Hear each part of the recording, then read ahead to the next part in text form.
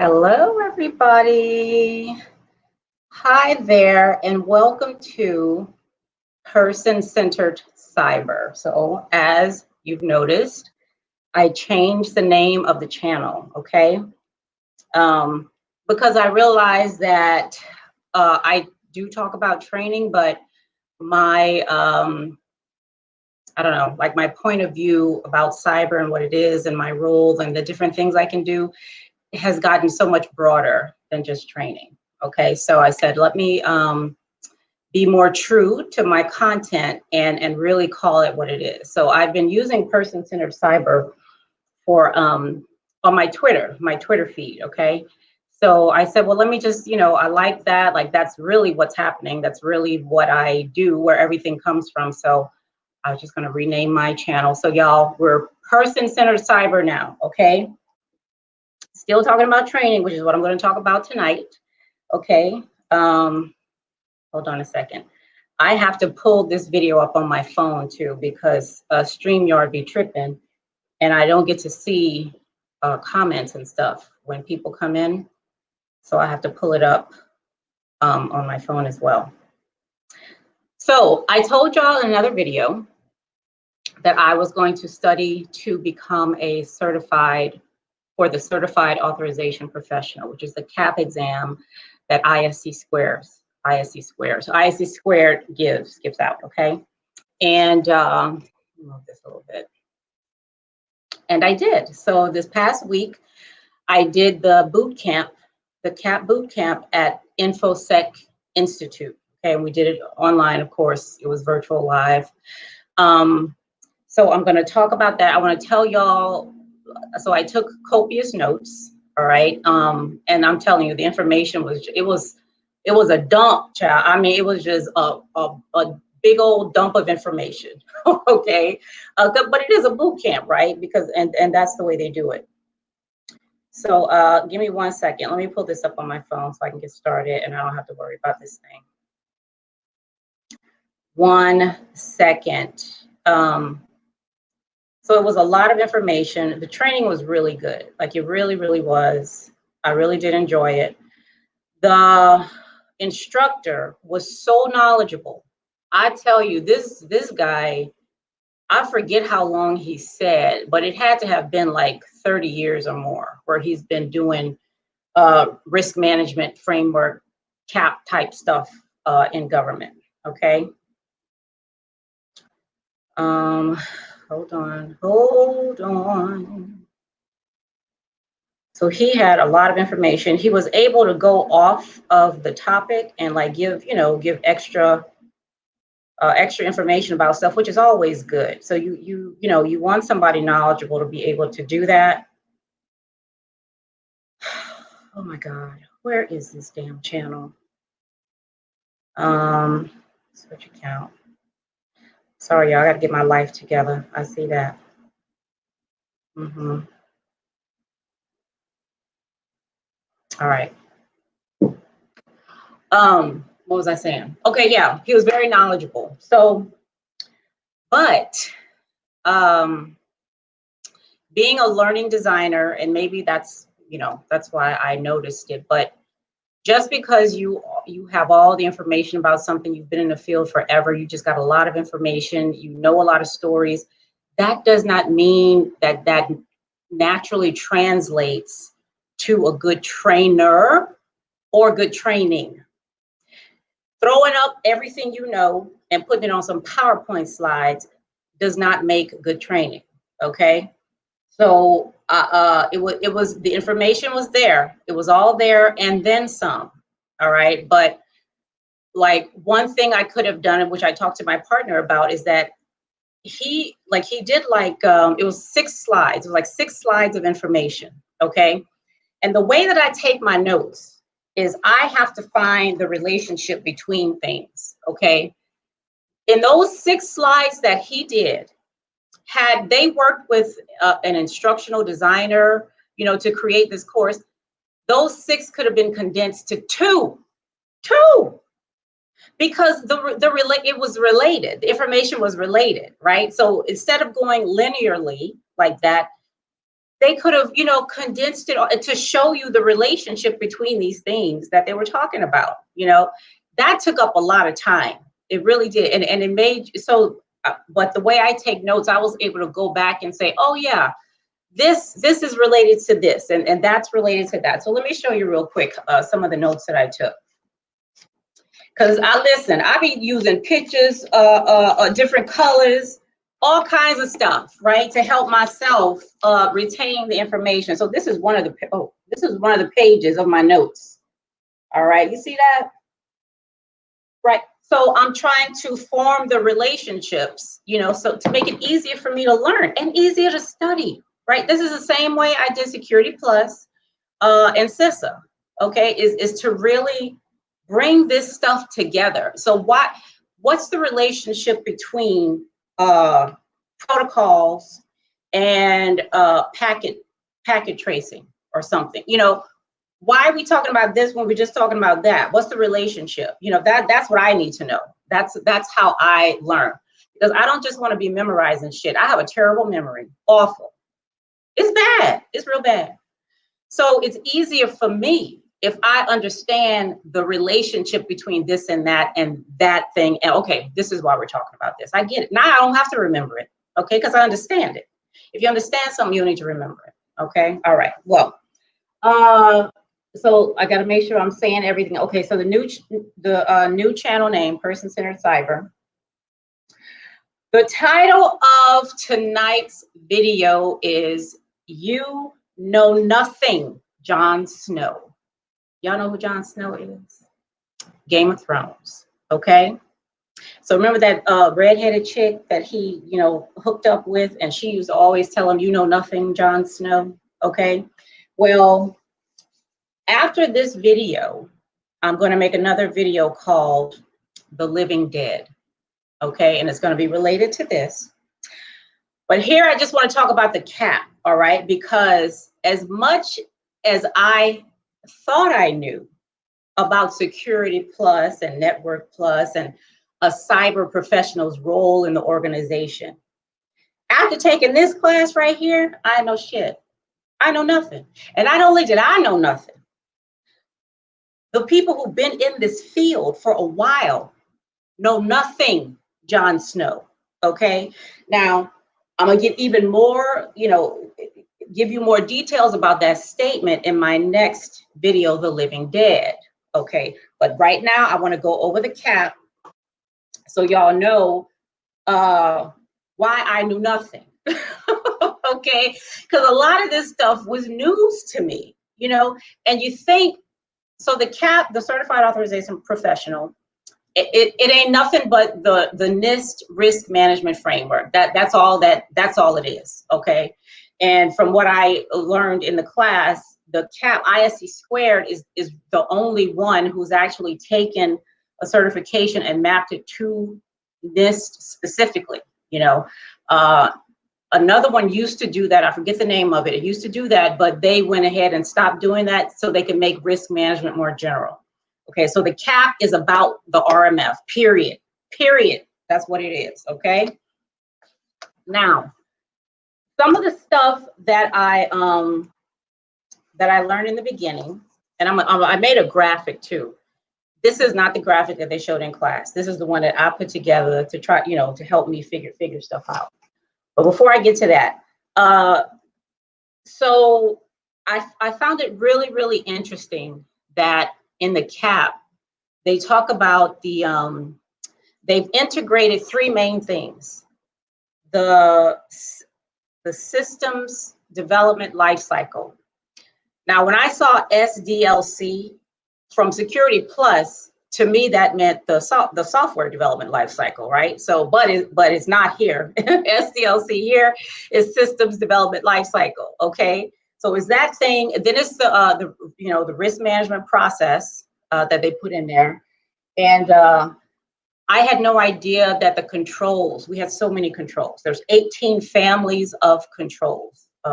Okay, and they're so good. They're like, the whole thing is absolutely amazing.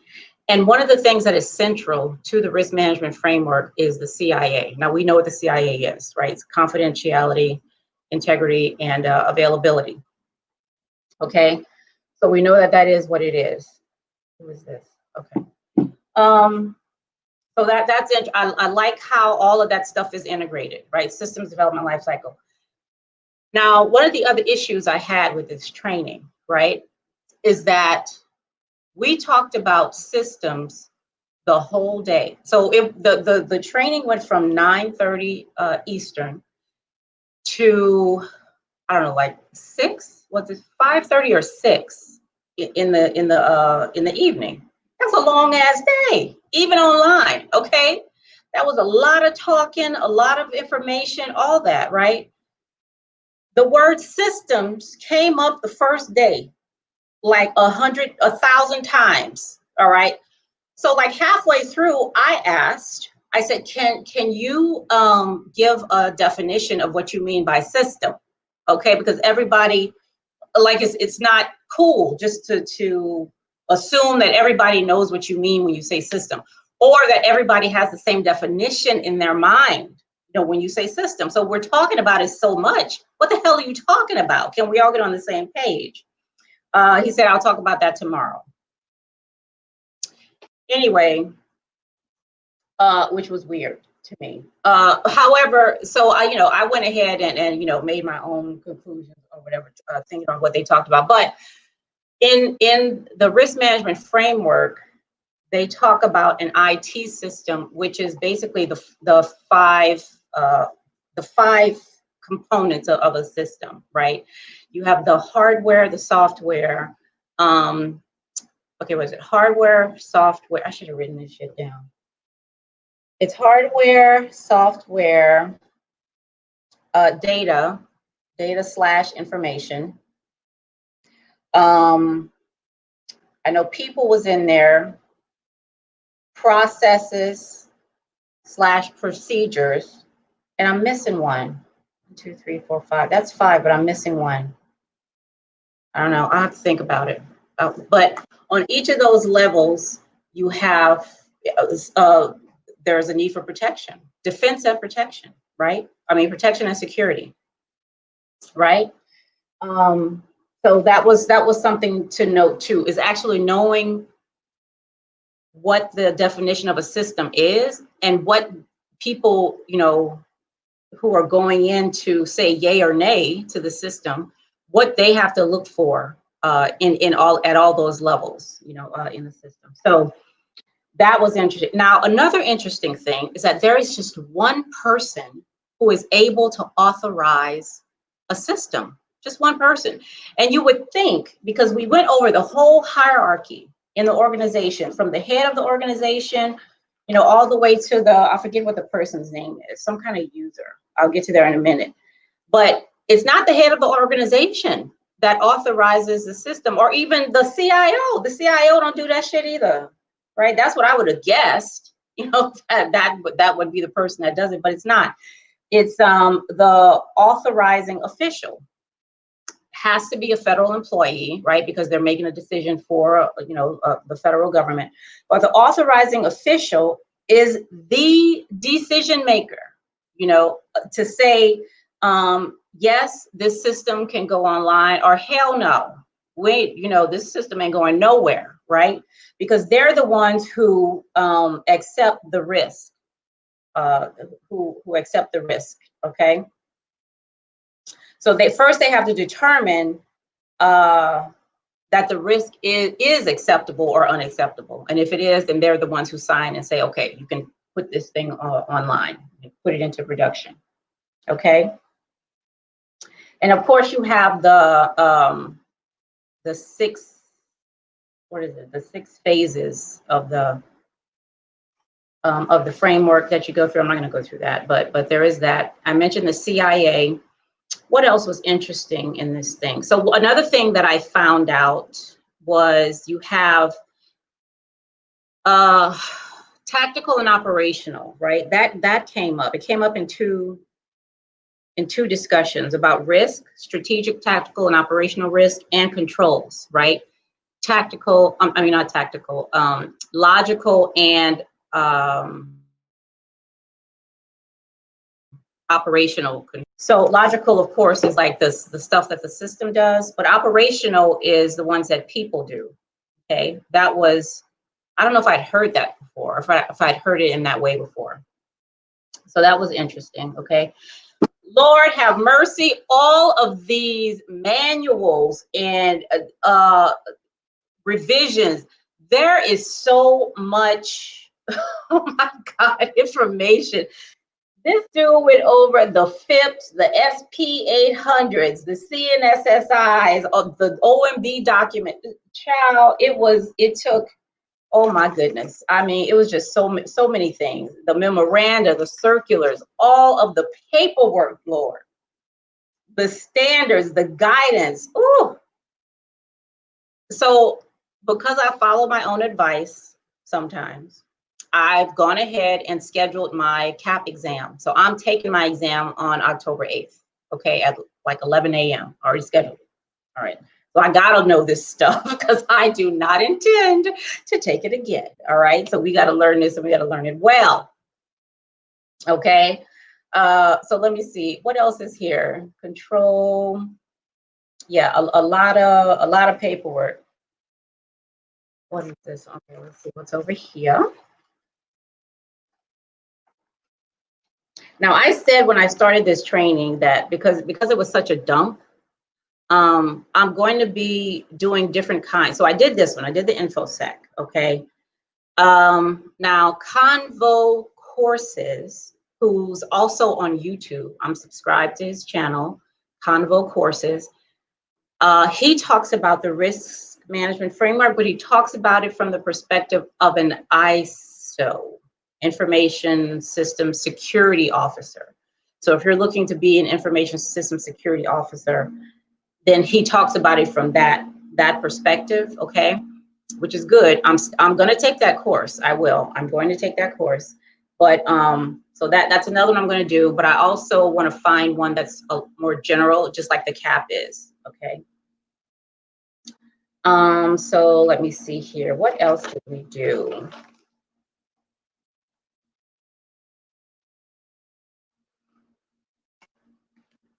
Requirements. We talked about the POAM. When I started the job I have now, I had never heard of a POAM before. Been in government 16 years, never heard of POAM until I started this job. So that was interesting too. So there's still a lot of things that a lot of dots I got to connect, okay, because this was my first time going over it. Now, the people involved, okay, the people involved with the risk management framework, that too is really interesting. The head of the agency, of course, okay, they're responsible, they have the overall responsibility, no matter who it is, okay, a political or a federal person. So they have that. Who's next? The risk executive, the person or office. It doesn't have to be one person. It can be a whole office, but responsible for enterprise risk management. Okay. Now I remember enterprise risk management from training because I went to ERM training because I was looking at knowledge risk. And I wanted to incorporate knowledge risk more into my learning and development work, which I did. Okay, no one really gave it too much attention, but it's there, and I'm using it. I use it. So enterprise risk management is just the risk management of everything. You're not just talking about IT systems. You're talking about all of the systems in an organization. You know, including like every office, everywhere there could be a risk. And what I do know is that OMB, I think it's A123, when they came out with the ERM requirements, I learned in that class, which I took in management concepts, that organizations have to do a risk assessment on their strategic goals, okay? Which I think is an excellent thing to do, right? Because you have these goals out here that are like in world hunger, you know? Like, how the hell are you gonna do that? You know, I mean, seriously, I really believe that people write these strategic plans and stuff, you know, not really thinking through it, just writing it down to say they did it, you know, and to say it's done, that box is checked, you know, not really invested in, you know, meeting the goals or anything like that. The CIO, the Chief Information Officer, is next. Okay, under the ERM person, the Enterprise Risk Management person. Who's after that? The CISO, the CISO, Chief Information Security Officer. Okay, or the SISO. Some people call them the what is that S for? Senior Information Security Officer. Okay, and this is the person that carries out the CIO's responsibility. Now, one of my questions was, so another role that I just discovered when I came into this current job is that of an ACIO, or an Assistant Chief Information Security Officer. So I asked about that. We'd gone through this whole list, right? And I said, well, where does the ACIO go? And he said, who? I said, because I thought that they were also the CISO, but he was like, that's a managerial role. They really don't have a role like that, Somebody said they're like a glorified secretary. Okay, I ain't said it. I'm telling you what somebody told me. Okay, a glorified secretary. I'm just saying, so they really have nothing to do with this whole thing. So that's something that I need to figure out for another thing. But so after CISO, the information owner, okay, or the data owner. They're also called the data owner. What's next? The authorizing official. This is the person who makes decision. It has to be government employee. This is the person that makes the accreditation decision. It can be operational or budgetary, he said, and they have to balance the cost with the benefits so that they can make that decision. Now, the assistant, what does this mean? So there's a person under the authorizing official, like the assistant to the authorizing official. I don't know if I got that acronym right. They cannot make the decision, but they can do some things, like they can prepare the decision letter. Now, this person may be technical. Now, the AO doesn't necessarily have to be technical. So the person right under them would need to be technical so that they could, understand the controls and where they go and all that other kind of stuff. Okay. Now, after that assistant, you have the information systems owner. All right. And this person is involved in almost every step of the risk management framework, is the information systems owner, the ISO. Okay. After that, you have the program manager, then the systems manager, then the common control provider, which is another term I'd never heard before. Common control provider, very interesting as well. Now, all of this stuff right here is relevant to Security Plus and CISA and Network Plus, all that stuff. This is relevant to that. I'm sitting in this class and I'm thinking, oh my God, if I would have known this as part of my study for Security Plus and CISA, my life would have been so much better. Like seriously, it really, really would have been better because I would have had more of a bird's eye view of what all that Security Plus stuff meant, especially Security Plus, right? Because there's so much information in Security Plus, It's like, where the hell does this go? Where does it fit, in the big picture? So this would have been so helpful. It really would have. I'm gonna try one more time to find this damn thing. Y'all gonna have to bear with me real quick. And I'm gonna have to turn my my volume down, chat. Okay, hold on. Let me, shit, I can't stand when I do that. I've had this phone forever and you would think I know what these damn things mean. Hold on.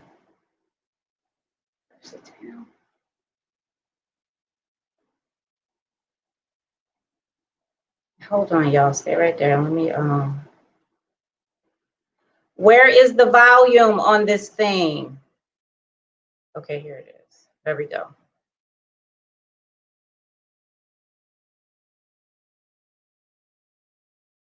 All the way to the side. Okay, here we go. Let me get my phone thing over here.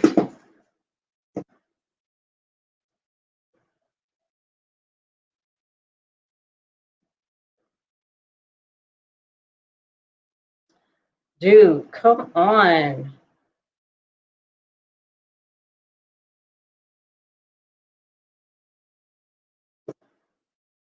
Y'all, I cannot.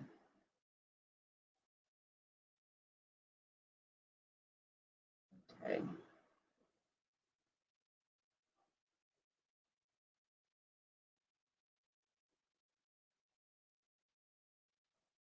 Okay.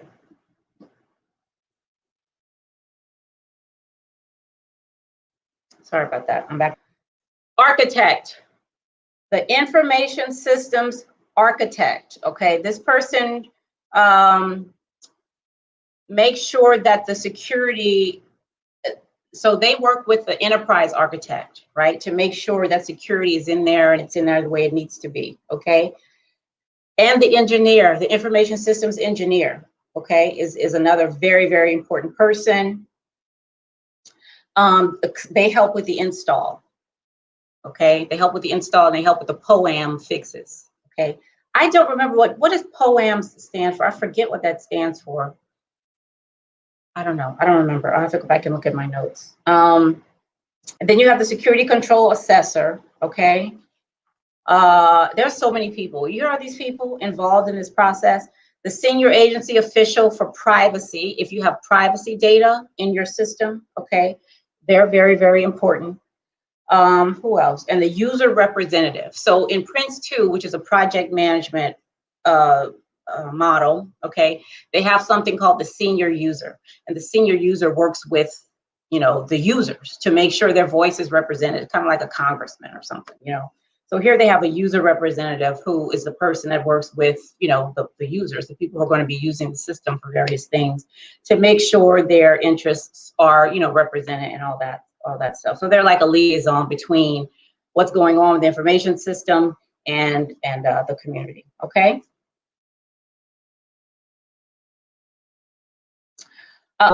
Who are involved. Now, like I said, the person, there's 1, 2, 3, 4, 5, 6 phases or steps that they call them for this. The information systems owner is involved primarily, like is the main contact in all but one. And the other one is the security control assessor. That's the one involved in it. But so it's a lot of information. Okay, it's a lot of information, but it makes sense. It makes sense. And the most important thing I have to tell you of all of this information that I did in this 3-day boot camp, the most important thing I found that will help everybody going for a CompTIA exam. Everybody. I don't care what exam it is. It could be the IFT or what the hell is this? The IFT, the lowest level one, okay? Is system. Knowing what a system is, knowing the different components of a system. All right? That is so important, y'all. I'm telling you, it is so, because listen, I got $15 in my wallet right now, okay? If I walk up to any cyber professional, I don't care if they're blue team, red team, whatever team, okay? And have them tell me what is a system. Give me all the components of a system. I doubt very seriously that I would lose my money. Okay, I really doubt that I'd lose my money because they wouldn't know. They wouldn't be able to tell me that. Okay. Now, like I said, in my next video, The Living Dead, I'm going to get more, I'm going to get more into this, but knowing what a system is and what each part does. So let me show you this graphic that I did, okay? And I'm going to use this in the next video too, but I just want to show you this real quickly because it helps lay out, from everything I heard, it lays out all the things that I felt were critical to studying this material, critical to understanding what it is, and to mapping it to those CompTIA certifications, okay? Let me pull this up for you. I gotta put it in this view right here. All right, now I gotta pull it up on here for y'all. Hi, presenter view. Okay, we're gonna do this one. Share my screen. Share screen, this one. Share. Okay, you see that? Yeah, y'all can see that. That's pretty good.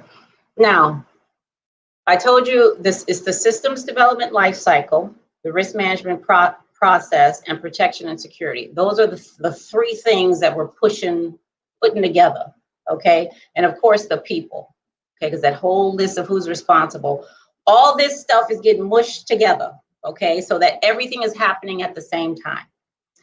Now, we start in here, mission assurance, right? Because you don't have a job. There is no cyber professional, cybersecurity. There is none of that stuff if you ain't got no damn business. You know, you're working in an organization, right? Right? Or there's something going on where people are trying to produce something, okay? And they're using technology to help them do it, okay? That's where your job comes from. So this right here, that's paramount, okay? The mission of the organization, right? And this is from the MITRE's definition of what mission assurance is, okay? Systems, another thing. Now, this definition of systems is the one I use in evaluation, but it fits everything. A collection of entities working together to produce something, and I actually missed the part. It's a collection of entities seen by someone as working together to produce something, okay? The controls are enormous. So in the first phase is called categorize, okay? Where you have to say, what kind of system is this, okay? Is it a general support system? Does it have major applications in it, minor applications? Okay, what kind of system is it? Okay, so there's that, right? And so you have to figure out what kind it is. You have to think about the impact, right? Low, moderate, and high. And then you have a plan for the controls. And that document is called something like the SLP or SPL, I think the SLP or something like that, right?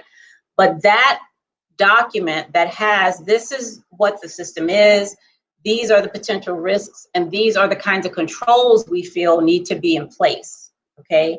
That document is used by the cyber team to go ahead and create the cybersecurity strategy and all that, okay? So you have the controls, 18 families of controls, okay? And then you get to the CIA, right, which is a large part of this whole process, okay? Is to find out, you know, where confidentiality, integrity, and availability need to be most preserved, okay? And of course, you got the people and accountability, because who the hell is going to do that? Okay, the rats, the rabbits, no, you need people to do that kind of stuff, okay? So that's the thing, and you're going to see this again in the Living Dead, okay, my next video, where I'm going to get more into detail about how in the hell have we missed this, okay? Seriously, how have we missed this? Why wasn't much of this included in Security Plus or Network Plus or IFD or, you know, CASHAPP even, right? Yeah, this stuff is really important, and it's very, very relevant, okay? Very relevant. All right, is there anything else on here that I wanted to talk about? Okay, now the class, the InfoSec class, that was an expensive ass class. I'm telling, I ain't paid for it, but it was expensive as I don't know what. And I got the discount at like $2,200. That was the discount. What do you want?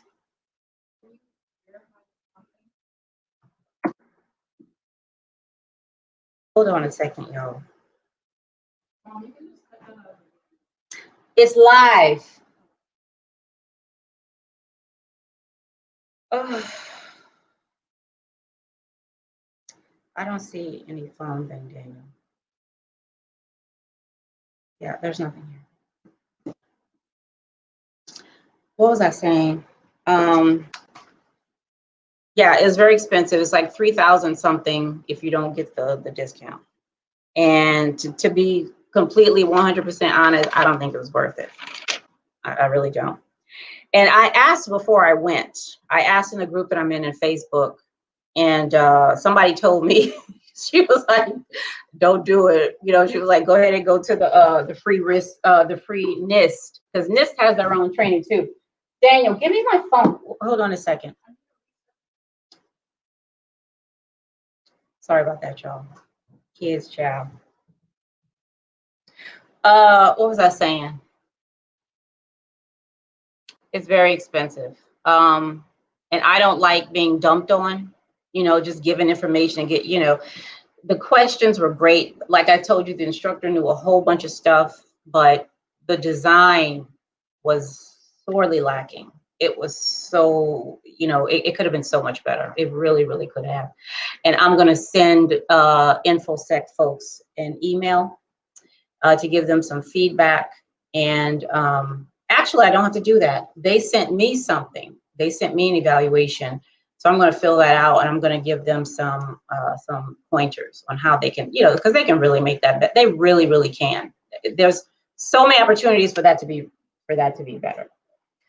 All right, so that is all I have today. I just want to talk about the CAP, let y'all know how it was, the different parts, the things I found interesting. I am going to take a common course. Actually, I'm not even going to do that. I'm going to take Security Plus, okay? Dion has an amazing Security Plus course on Udemy because he just gets right to it. I mean, he's like, listen, this is what's on the exam. Bam, bam, bam, bam, you know, and he just goes right through it like that, okay, which I think is good. But even that, you know, I'm going to incorporate some of these things into that training to show y'all what I mean about how this, you know, especially if you're coming in into cyber as a newbie, you don't know nothing, you know, but the contract says you got to have a Security Plus or something, right? So, which is what I did, okay? So we're going to do that. I'm going to modify Security Plus in the Living Dead, you know, the title of the next video. And I'm going to show y'all exactly what I'm talking about, so I'm not just talking, okay? Y'all can see what I'm talking about, okay? So I am going to see y'all next time then, okay? Y'all have a good evening. Bye.